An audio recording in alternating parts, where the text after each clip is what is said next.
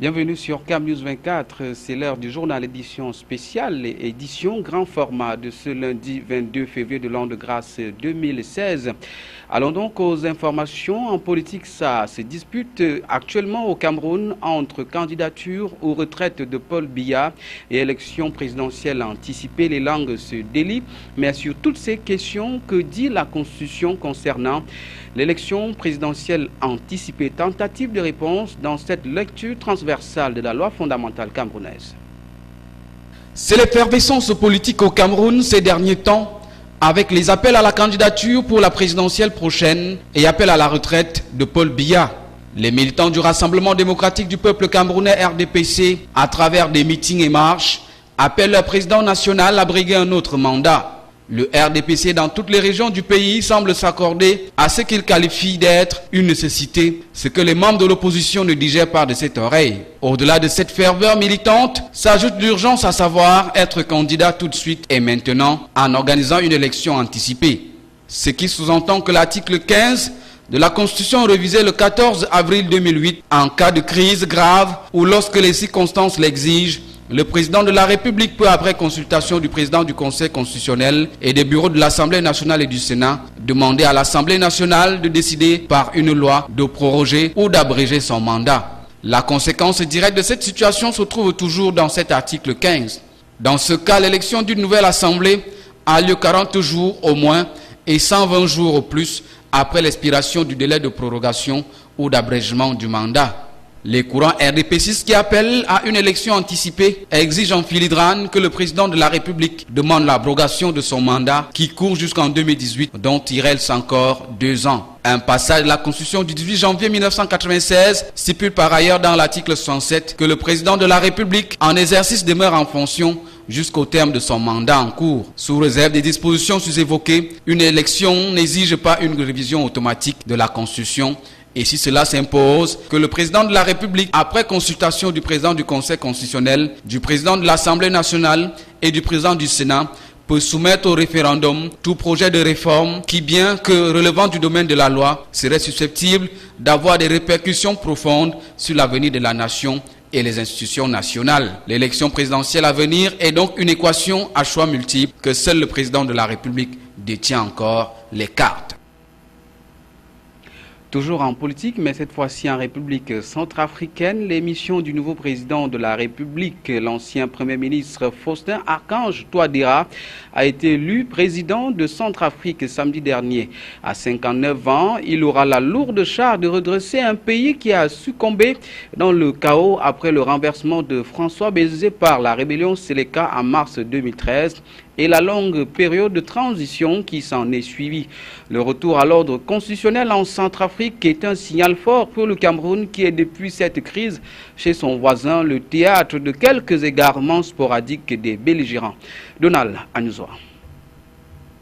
Il était loin d'être le favori de cette échéance électorale. Et c'est tout naturellement que Faustin Archange Touadéra sera présenté comme le candidat surprise de la présidentielle. Taciturne et extrêmement discret, l'homme a su tout au long de sa carrière s'appuyer sur des réussites tangibles. Professeur de mathématiques, recteur de l'université de Bangui, puis député. L'ex-président François Bozizé n'hésitera pas à nommer Faustin Archange Touadéra au prestigieux poste de Premier ministre de 2008 à 2011. C'est d'ailleurs sous son mandat qu'il va bancariser les salaires des fonctionnaires. Une action qui est restée gravée dans la mémoire des Centrafricains qui voient en lui un financier compétent. Et pourtant, c'est l'argent qui lui a fait cruellement défaut lors de sa campagne. Faustin Archange Touadéra s'est présenté en indépendant après avoir annoncé précipitamment sa volonté de briguer la magistrature suprême alors que la candidature de François Bozizé n'était pas encore invalidée. Une précipitation qui a valu son exclusion du parti de l'ancien chef de l'État. Une éviction du KNK qui n'a pas affecté Faustin Archange Touadéra, lui qui a rallié les déçus du premier tour pour finalement remporter l'élection. Beaucoup de ses détracteurs soulignent que ces nombreuses alliances pourraient lui porter préjudice dans ses premiers mois de mandat. À 59 ans, issu de la société civile, il va avoir la lourde tâche de renouer avec le peuple et d'engager une réelle réconciliation entre les communautés avant même de s'atteler à la reconstruction du pays. Vivement la paix de retour donc en République centrafricaine. Le rêve de voir aujourd'hui des professionnels prêts à marcher dans le marché, dans l'emploi, bien évidemment, prend corps dans la région du Nord. Les enseignements professionnels supérieurs sont de plus en plus présents et surtout, et bien évidemment, à côté des enseignements, la venue de l'annexe de l'université de Ngaoundéré, la faculté de sciences juridiques et politiques et l'Institut supérieur Yirima Dewa viennent à point nommé et désormais apaiser les problèmes de formation supérieure et professionnelle que vivent donc les populations et les jeunes dans le Nord depuis toujours. Et les parents voient les efforts des uns et du gouvernement pour leur rendre la tâche facile. Le point dans ce reportage de Giscard Amanboyen.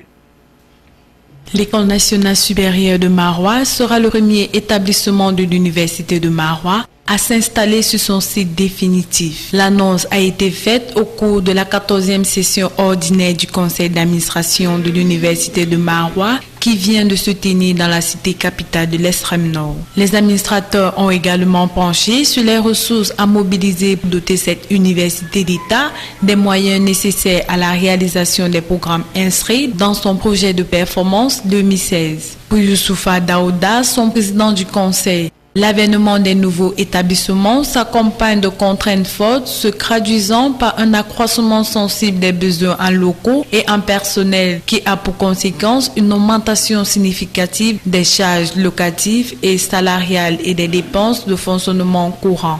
Pour faire face à ces défis, l'université de Maroua va bénéficier d'une subvention additionnelle de 646 millions de francs CFA, dont 75 millions au profit de l'Institut des mines et des industries pétrolières de Kaélé. Le recteur de l'institution, dans sa prise de parole, a profité pour brosser le bilan de l'exercice budgétaire écoulé. Un bilan plutôt satisfaisant selon les propres thèmes du professeur Ako Edouard Obeng, si l'on s'en tient aux réalisations de l'année 2015. Au thème de cette session, dont les travaux se sont déroulés à huis clos, le budget de l'université de Maroua pour l'exercice 2016 a été arrêté en recettes et en dépenses à la somme de 6 576 756 000 francs CFA. Dans ces prévisions, 1 593 251 000 francs CFA seront consacrés à l'investissement et 4 923 550 francs CFA au fonctionnement. C'était plutôt le reportage sur le conseil d'administration de l'université de Maroua. Rentrons donc en santé pour parler de la chirurgie de la main qui est une réalité au Cameroun. C'est le thème central du premier congrès international de la chirurgie de la main qui s'est ouvert ce 22 février 2016 à Douala. La cérémonie d'ouverture était présidée par le ministre de la Santé publique accompagné le gouverneur de la région du littoral en présence de plusieurs médecins chirurgiens et autres experts de cette spécialité. Reportage Eric Ticheux, José Ngonga. Pratiquée au Cameroun il y a seulement 1 an, la chirurgie de la main est presque inconnue tant des professionnels de la santé que des populations. Il sera donc question pendant ce premier congrès de faire connaître la spécialité, de susciter un engouement pour cette spécialité chez les jeunes professionnels de la santé, sensibiliser sur les différentes pathologies pouvant être prises en charge sur place et prodiguer des conseils pour la prévention. On a l'impression soit que c'est mot creux, mais c'est notre soeur, c'est notre cousine, c'est notre tante. Donc que le message puisse passer auprès de la population, que cette spécialité est dorénavant possible. Ce n'est plus une fatalité, il ne faut pas se précipiter maintenant pour enterrer les doigts. Il y a des possibilités de pouvoir récupérer certaines choses. On ne vend pas des doigts au marché, donc c'est notre principal capital. Tout ce que notre cerveau conçoit, c'est nos mains qui nous permettent de le réaliser. Dans son allocution de circonstance, le ministre de la Santé publique va magnifier cette initiative portée par un jeune patriote qui, au bout de ses études hors du pays, est rentré au Cameroun, partager ses connaissances et redonner espoir à ceux qui sont touchés par ces pathologies. Et le fait qu'il ait organisé ce congrès en faisant venir des sommités d'Afrique et d'ailleurs va permettre à ce que les chirurgiens du Cameroun puissent partager leurs expériences avec leurs pairs étrangers. La main, qui est le prolongement du cerveau, organe de sens et outil précieux, mérite d'être prise en charge correctement afin de limiter au maximum les séquelles et handicaps majeurs encore visibles en Afrique en général et particulièrement au Cameroun.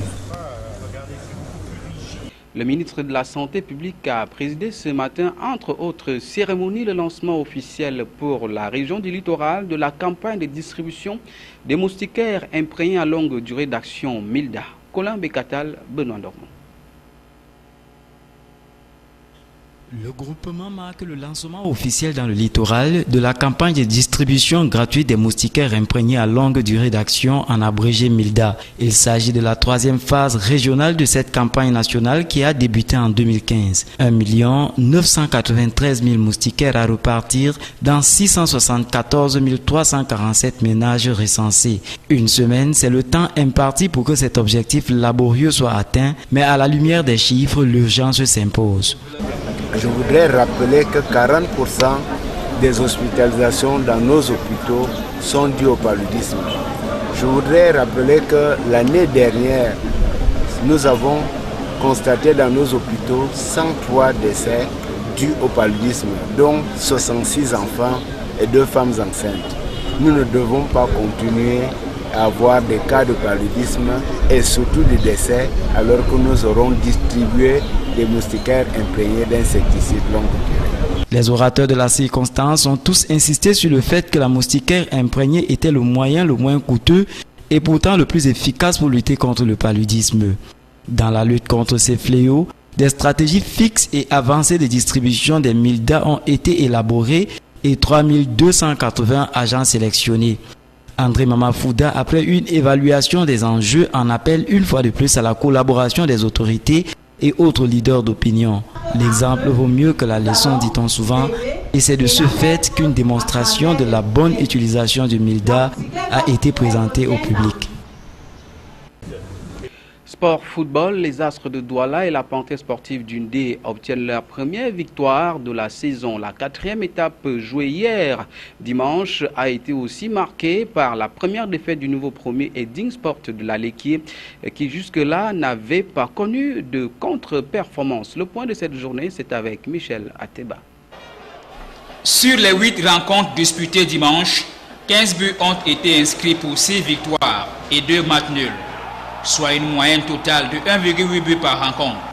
Les faits marquants de cette journée sont entre autres la première victoire de les As de Douala en championnat depuis 4 journées face à Yon Sport Academy de Bamenda qui a enregistré sa 2e défaite d'affilée. Les Brésiliens de Bepanda ont joué la carte de la détermination. L'autre fait, c'est la sortie réussie de la Panthère sportive d'Undé face à Cosmos FC du Mbam. En 4 rencontres, le Zuimanto était toujours à la quête d'une victoire. De son côté, Lyon blessé de Foutouni peut aussi souffler. La première victoire de cette formation face à la Motos de Bouddha 2-0 est considérée comme un soulagement. Mais à côté de ses espoirs, c'est un faux pas. Edding FC de la Ligue qui à domicile a laissé filer 3 points devant Dragon de Yaoundé qui signait sa 2e victoire d'affilée. 0 but partout entre Unisport de Bafang et les Gloires de la Ménois. Le champion en titre Coton FC de Garoua avait ouvert le bal de cette 4e journée jeudi en avancée en s'imposant 2-0 devant Apugès de Fou. Hier, en match en retard de la 3e journée, UMS de Loum a payé les frais devant une formation de Coton FC de Garoua qui a signé sa 2e victoire d'affilée en championnat. Au thème de cette 4e journée partielle, New Star occupe les devants de la scène avec 8 points. Le club de Douala est suivi par Coton FC de Garoua 7 points et le tout puissant de l'Ouest, le Racing de Bafoussam, qui compte également 7 points. Les As de Douala, Apogès de Fou et Botafogo ferment la queue du classement. À présent, le round-up de l'actualité internationale ce lundi, c'est avec nos confrères de l'AFP. Le site de l'entreprise Solvay près de Mulhouse, première étape de la visite de Manuel Valls, Emmanuel Macron et Myriam El Khomri en Alsace. L'occasion pour le trio de défendre le projet de loi sur le travail, âprement critiqué et aussi bien à gauche que du côté des syndicats. Une pétition en ligne contre le projet de loi de la ministre du Travail, lancée vendredi à l'appel de militants associatifs et de syndicalistes, affichait lundi plus de 200 000 signatures de soutien. À Calais, la pression monte avant l'évacuation de la zone sud de la jungle. En première ligne, les associations humanitaires qui estiment très insuffisantes les solutions de remplacement proposées. Autre point d'achoppement, le comptage du nombre de migrants concernés, entre 800 et 1000 selon la préfecture, 3450 pour les associations. David Cameron devant le Parlement pour défendre son accord pro-Union européenne face à son propre camp. Après la défection du populaire maire de Londres, Boris Johnson, qui a rallié le camp du Brexit, le Premier ministre ne part pas vaincu, d'autant qu'il dispose encore de 4 mois pour convaincre et bénéficie du soutien d'une grande majorité de son cabinet. 1 mois de prison ferme requis à l'encontre de 6 migrants et 1 000 € d'amende pour 2 Français sympathisants. Ils comparaissaient à Boulogne-sur-Mer pour être montés en janvier sur un ferry dans le port de Calais en forçant un barrage. L'incident avait conduit au blocage du port pendant 3 heures. Bagdad, une ville cible de plusieurs centaines d'attentats à la voiture piégée ces dernières années.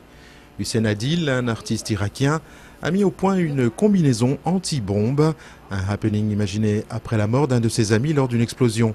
Il tente ainsi de dénoncer la violence dans laquelle il a grandi et interpelle la population en leur posant la question « Et si nous ressemblions tous à cela ?» Voilà qui met un terme à cette édition d'information. Le journal, c'était sur CamNews 24 et l'information continue également sur CamNews 24 et sur le site www.camnews24.net. Mesdames, Messieurs, bien bonsoir.